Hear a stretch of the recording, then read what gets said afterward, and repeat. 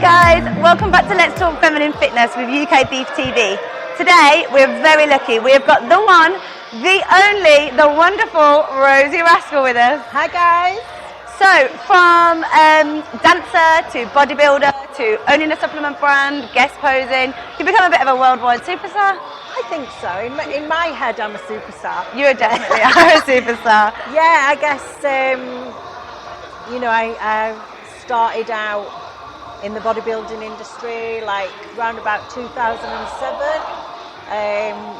and I guess I'm just very stubborn and passionate, so you just kind of keep working hard and opportunities come your way. Yeah. And the world was your oyster and you've took it and you've just ran with it. Yeah. So when you first started, so was your first show in 2001? 2007. 2007 was your first show. How old was I in like 2001? Way too.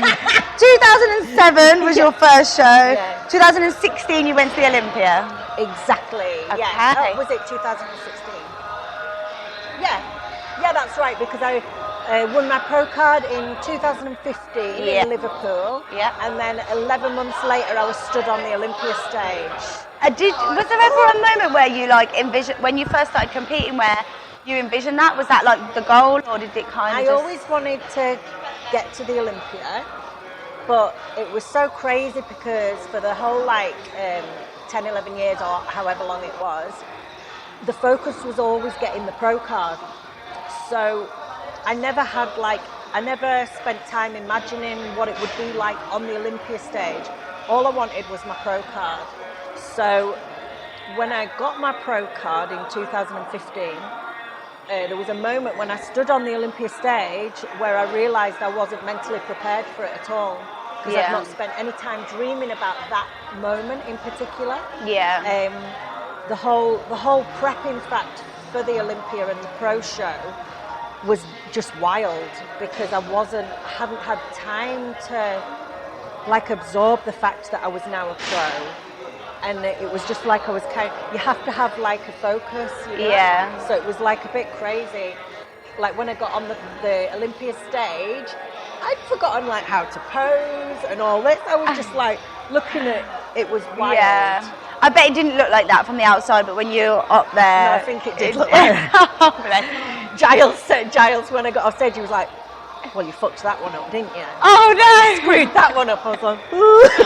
Oh, bless you. So with competing now, I hear a rumour that you're retired from competing now. Is this true? I think so. Like, I mean, never say never, because I don't know how I'm going to feel in 2-3 years. Maybe I'll do like a big comeback. But there were so many sort of signs for me that it was time to step away.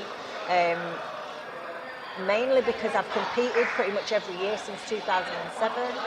Seriously? Yeah, like I've never had any time off. Wow. I guess because for me it was always a way of improving, because when I took time away from competing, I tended to get too relaxed. Yeah. And I didn't train as hard, I didn't stay as strict with my nutrition.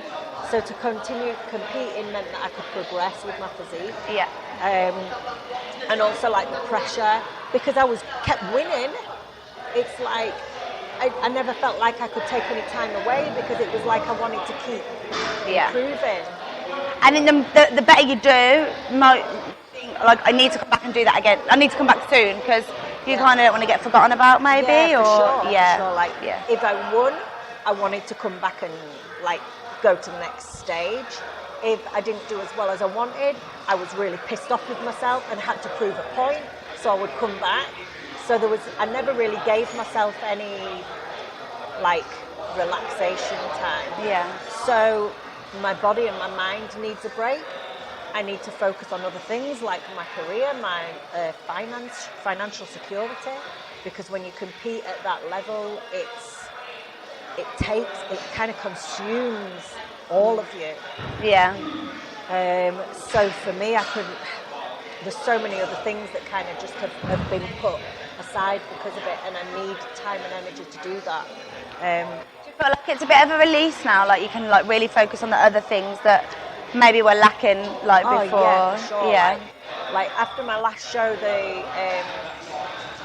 London, Royal London I did. That was not too long ago. That was March, amazing, yeah. That was amazing. I'm glad I did it. But like 2 weeks after, I was just sat in the living room and I was like, I'm done. I'm done. And what was like the biggest deciding factor, do you think, with making that decision? For me, it's like a conflict because I started to worry a little bit about my health. I think the main thing that changed for me was there's two elements. One was the things that I desired and wanted had changed. So round about 2017, up until then, the most important thing to me was achieving, being the best, gaining respect, making sure people knew I was the best. And then all of a sudden these things didn't matter to me anymore. Actually, the things that mattered to me was feeling calm, being happy, being healthy, and that was conflicting. Yeah. It wasn't making me healthy, happy or calm. No. And also the way the women's physique division started to change was not in line with what I was comfortable with. It was much more muscular, much more shredded and dry. It's not within my capabilities to get like that without really torturing myself.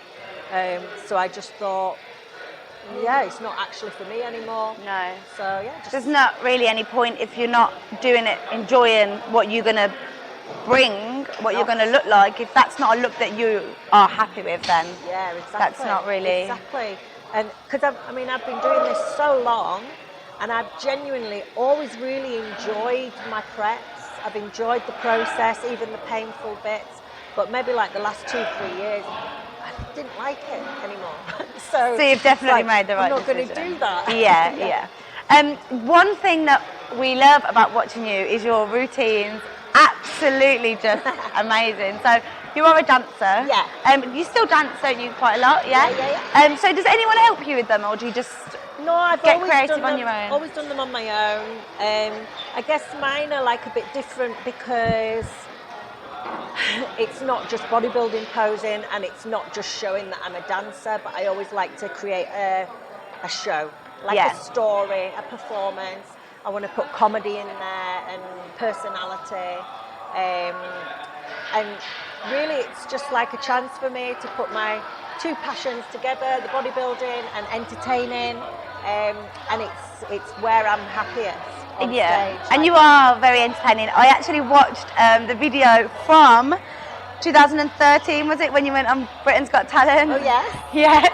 They loved you on there, didn't they? Not so sure about that. Simon Cowell liked it. I think Simon was definitely your biggest fan. Yeah, but I think he just liked my bum. I don't think he was so impressed with the performance. But it was funny because they edited some of it out. Like obviously we know now how much they manipulate shows like that. But Amanda Holden, don't like you.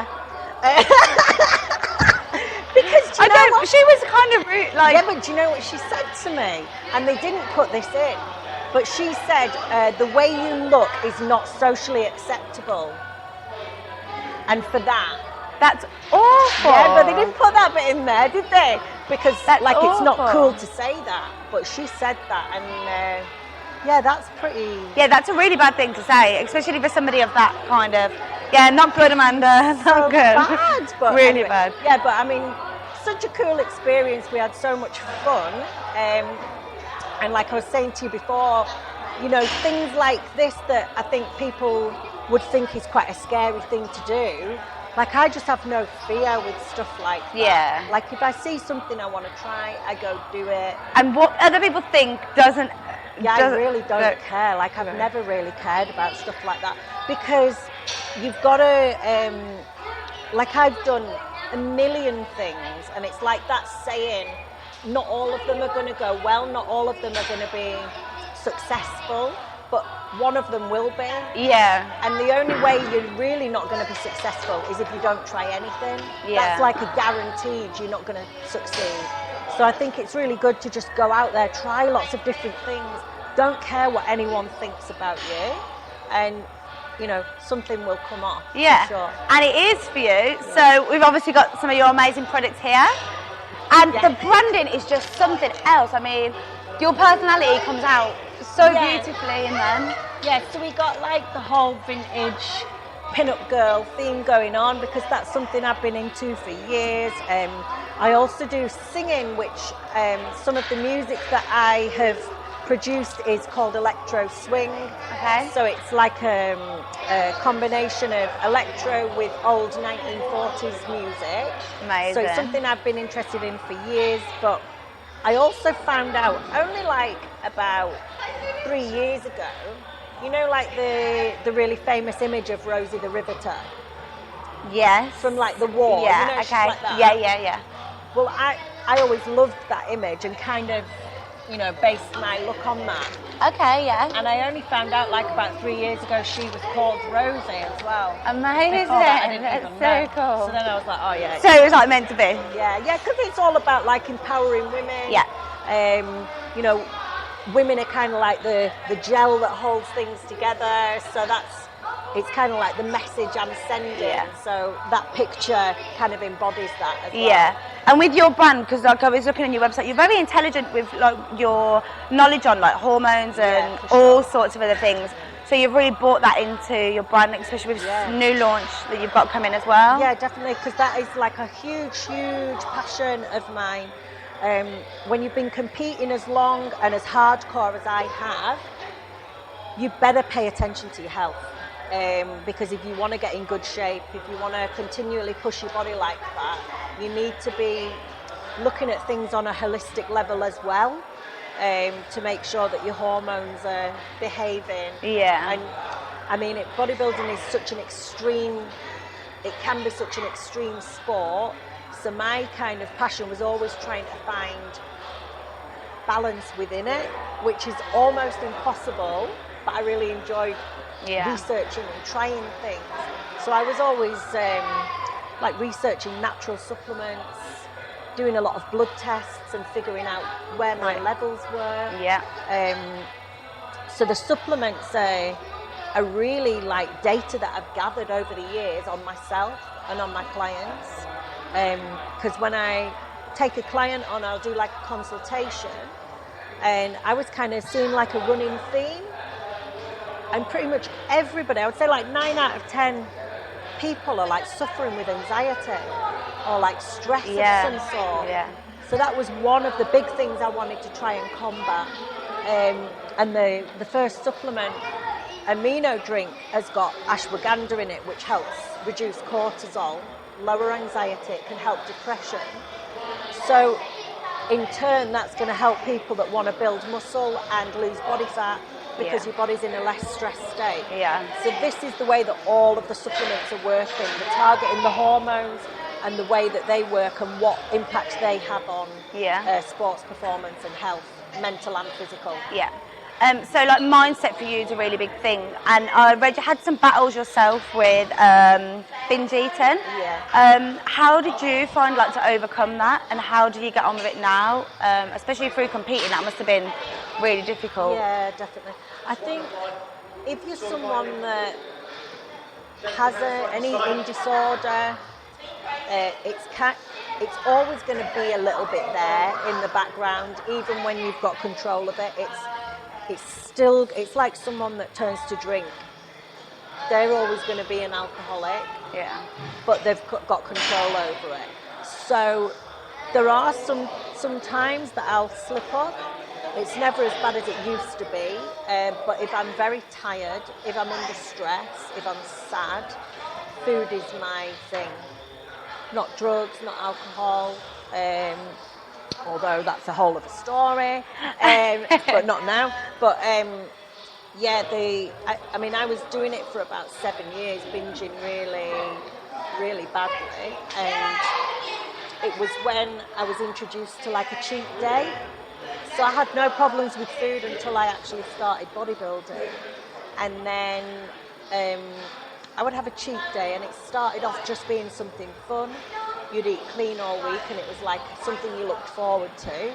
But then, maybe because my life was not in a really happy place, then it became something that was like a release and a comfort. Yeah. So then it became a drug to me. So whenever I was tired, whenever I was sad or anything, I would turn to the food. Okay.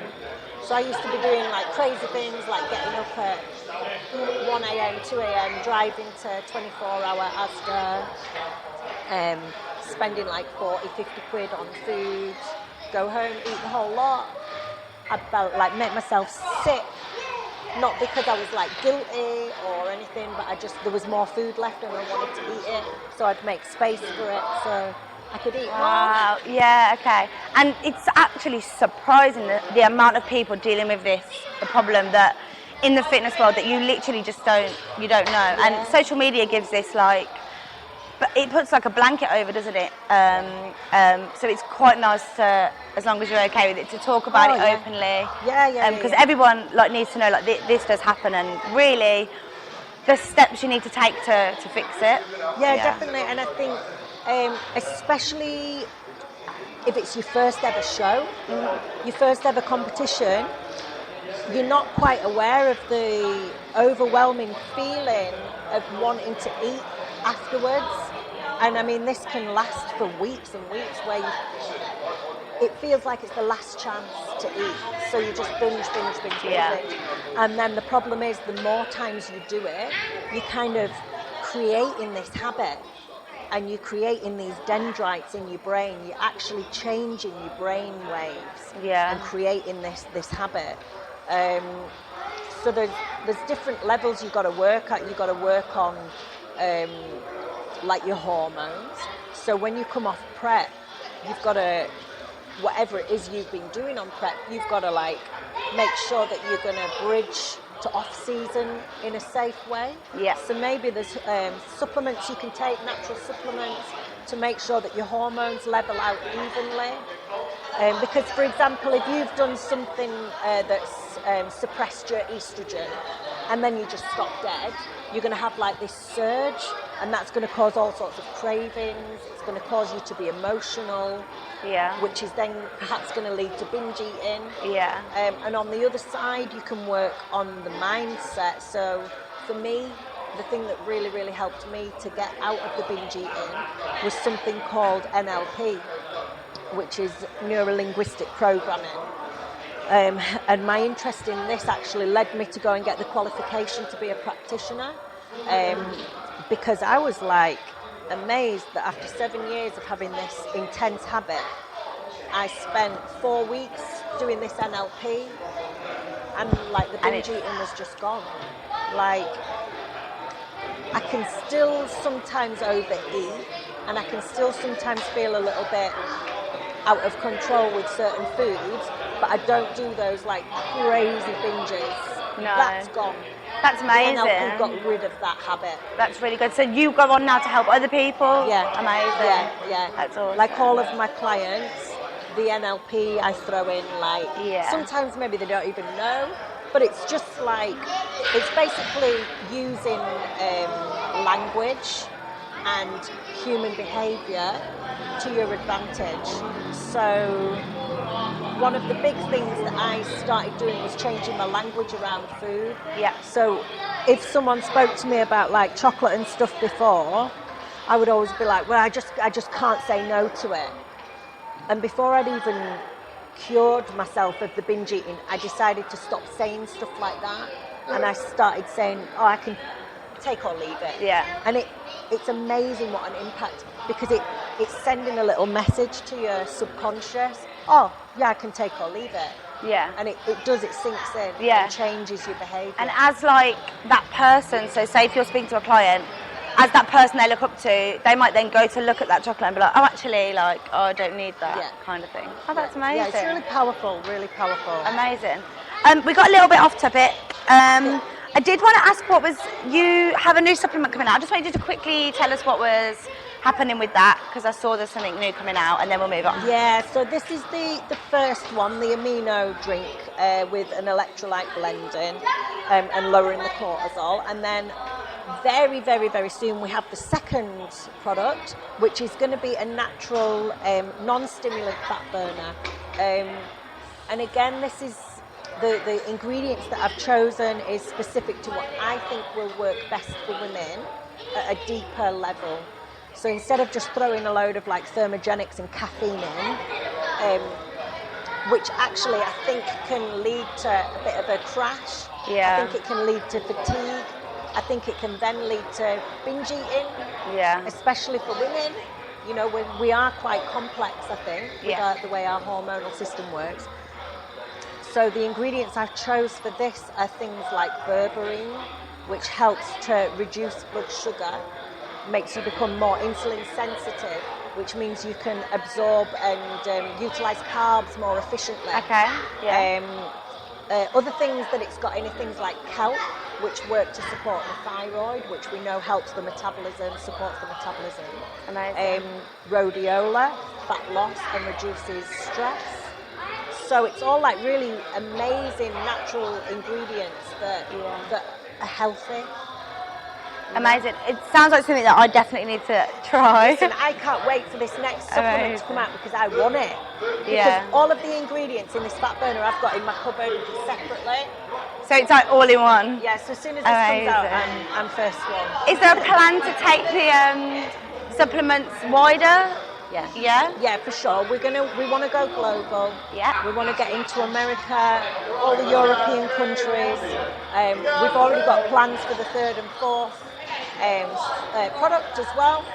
So everything's just ticking, and it's just about being consistent and doing a little bit every single day, and hopefully just kind of getting good feedback off customers, and then word of mouth really. Yeah, amazing.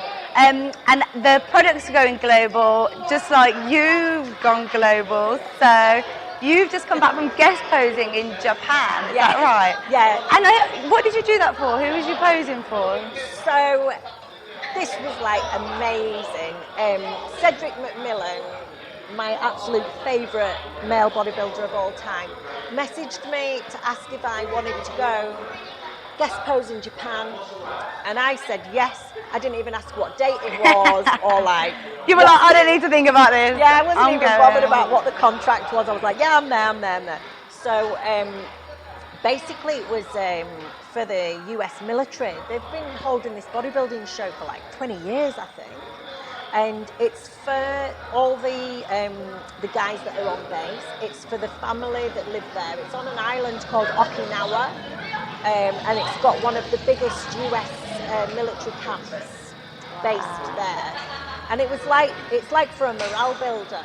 Okay. And a lot of the young guys in the military are really, really aspiring bodybuilders. They love it. So it's their chance to kind of take it to the next level and compete. So there was this massive bodybuilding show, and I have never been to such a good run, a well-run and enthusiastic bodybuilding show in my life. Amazing. It was amazing. And you've been to quite a lot of bodybuilding shows. Oh my God, like people should see this show and just like, this is what bodybuilding is there anywhere like. we can like see videos of it? Or? Yeah, I should be able to get. I'll be able to get like the full video soon. They're going to send it to me. But Cedric was guest posing, I was guest posing. We went round for like a few days meeting and greeting all the young guys in the military. Amazing. And it's, oh my God, it's like the most beautiful, enthusiastic and kind of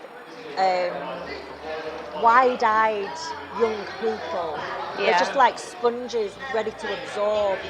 So it was like a really incredible experience. Amazing. Yeah. And did you get to see any of Japan while you were there? A little bit, yeah. On my friend Jason, who was like my chaperone over there, he took me to see like one of the beautiful castles.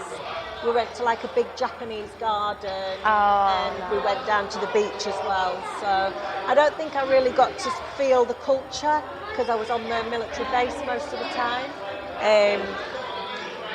But those guys are awesome.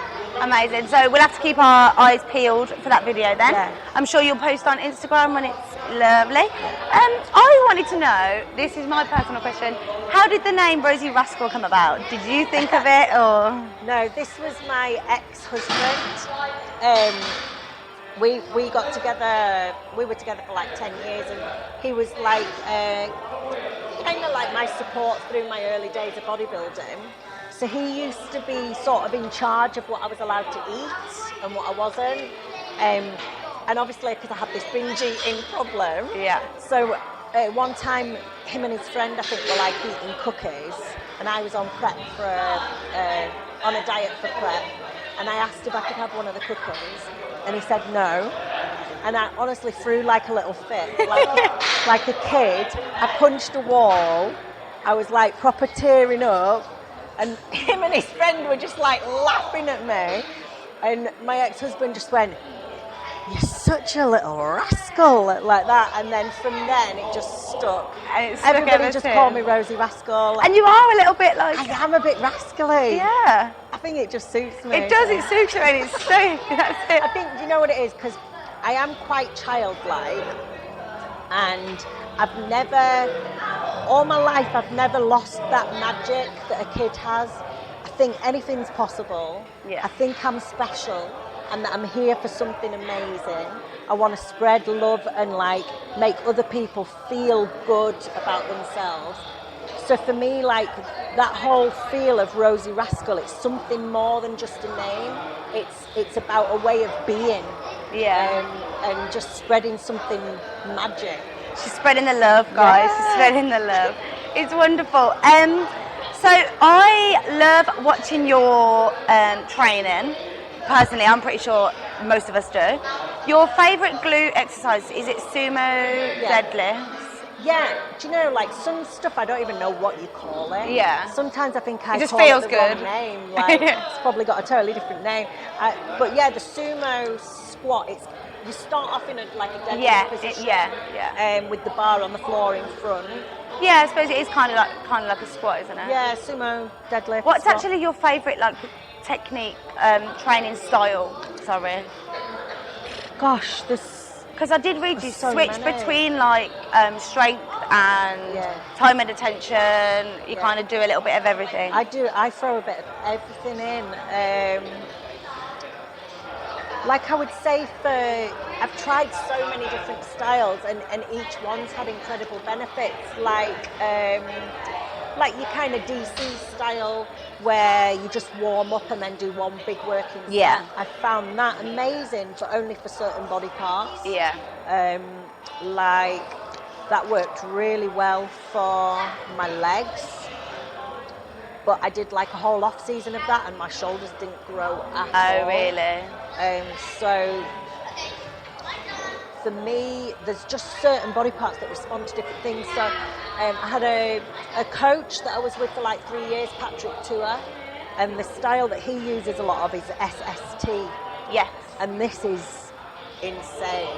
The biggest thing about this that I think probably most people don't do is, instead of using the slow negative, you go slow on the positive. Right, okay. So you're doing like 5 seconds, and sometimes you'll do like the slow on both. And I think if you've got certain body parts that are a bit slower building, maybe it's good to try this style. Okay. Ones that are lacking, maybe not building as good as the others, yeah. Yeah, but the other big thing that made, like I had some body parts like biceps and shoulders and pecs. My whole frigging career, they wouldn't grow. Then I got a really good sports massage guy, and because of the work that he did on release, they started to grow. So sometimes you can be blasting away, you can try every frigging training style there is. Yeah. You could be getting stronger but still not growing. If you've got something functionally wrong or mobility-wise is not right, you're not going to grow. So looking after yourself, just so deep important. tissue and getting flexible. Yeah. You've got to be stretching and releasing. This is the thing, it's like when people get into bodybuilding, there's so many other elements to it other than just training and eating. Yeah. Did you use a coach all the way through your No, because people didn't have coaches. Right, no. That wasn't something people did. It's like I was thinking about this the other day, and for the first, maybe the first 5-6 years of me competing, I didn't even know, I'd never read anything about macros. I didn't know anything about how many calories you were supposed to have, what your weight to calories should be. I didn't know anything about training techniques or styles. I didn't even weigh my food out for the first 5 years of competing. I just guessed it, everything. And I still did all right. Yeah. Well, you did, really well. I was still like winning shows and winning British titles. Do you think to some extent people have took it too far with certain things and they make out like certain things really matter, but really if you're working hard and you're intuitive with your body and everyone's body's different, is that enough? Like, honestly, I'm a bit torn with it. I think in some ways there's certain elements of my early days, maybe it would have been nice to have a coach and cut out some of the mistakes, but at the same time I think it's given me such an understanding of my body. And I think this is what a lot of people are missing now. I don't think you should really get a coach until you've learnt your own body. I think it works really well getting a coach once you know how to feed back to them. This isn't working, this is working. Because like I've worked with some people and I say, how have you felt this week? Do you feel flat? Do you feel, what do you mean? They don't understand. They're not in tune with their body. They want you to do everything for them. I don't think this is good. No. Actually, this is actually really good. I haven't got this written down, but everybody's like, oh, you need to get a coach, you need to do this. I really love the fact that you've got a different opinion, and it completely makes sense as well. Like, you need to know your own body. And do you think there's a lot of coaches out there just blanket prescribing, like doing the same thing with everybody? Yeah, I think that there is probably a lot. There's also a lot of really good ones. Yeah, there is, yeah, but I mean, maybe some are trying to capitalise on it a little bit too much. Because the market's like saturated now, isn't it? Bodybuilding. It's crazy. Like, because you get some people that they've always been coached. They've only done like 1 or 2 shows. Then they start coaching, but the only information and knowledge they have is from the coach they had. Like for me, it was 2007, 8, 9, 10, 11, 12, 7 years of competing before I even dared to charge anyone. So you spent a lot of time learning, absorbing information. It wouldn't have even crossed my mind to. I used to give people advice for free. For many, many years, I would give posing classes for free, but I didn't feel like I had the right to charge people. And that's the problem, that with the fitness industry, you can literally do a quick course and call yourself qualified and start giving information out, but it's taken for granted because these are people's bodies, like, and their health, and it's like, it's a big thing, isn't it? For sure, like this. I mean, even now, towards my retirement, I'm still learning things and making mistakes. And with my clients as well, still making mistakes. This is the way that it is. So, but I feel like confident that I have enough knowledge now that I can come up with solutions for the mistakes and not harm anyone. And you've spent a long time learning them. What do you think the biggest mistake that people make when they go into competing and they decide, right, I want to be a bodybuilder, let's go with women. What's the biggest mistake, do you think, that they make when they decide to do that? To compete, to compete. Or to become a bodybuilder? So many mistakes. Probably, especially nowadays, not realising how long it takes. They see everybody on social media and it's like, I want to look like that, and I want to look like that now. So you've got to realise that everybody has different genetics, everybody's doing and taking different things, everybody responds differently to things. So to be patient, if you want to do it, be realistic about what you can achieve within what time frame. If it's just like a one-off thing you want to do to say you've done it, don't expect to look like friggin' Monica Brandt. Don't be upset when you don't win, because there's other people that have trained and worked for 7, 10 years to look a Do you certain think to a certain extent people might jump in there now and just be like, oh, they'll take anything and do anything to get that look, when really that other people like yourself, for instance, you've worked so hard for so many years to get there? Do you know, like, I've heard it so many times, like clients and other people saying, especially like as the comp gets closer, they want to have the glutes look really big, they want to have the glutes with the tie-ins, but it's the first time they've ever dieted. Probably not going to happen. Yeah. So they start messaging and saying, what else can I take to get this? What else can I do to look this certain way? And it's like, that's not the way to do it. Yeah. Take your time, realise your genetic potential for where you are in your bodybuilding career or whatever it is, hobby. And it's all about being aware as well. Like, there's so many girls that are so focused on winning and so focused on looking a certain way for stage that they don't see things that are negative impacts of that. Yeah. And I'm talking about things that are like irreversible. Yeah. Like deepening of the voice, masculinization of the face, losing the hair. These are important things, and they're not going to realise the impact of that until they step away from stage, and then it's too late. Yeah, and that's it then, isn't it? Like, yeah, you know. So be patient, keep perspective, keep good people around you, keep honest people around you that are not going to bullshit you. Yeah, I think like just patience and perspective. Yeah, amazing. I think on that note, guys, we're going to finish it there today. You have been wonderful, and you know what, you really are like so beautiful to watch. But it will be a shame not to see you on the bodybuilding stage.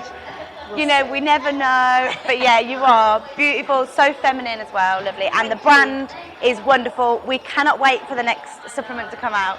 Thank you so much for coming on. Thank you for having me. It was our pleasure.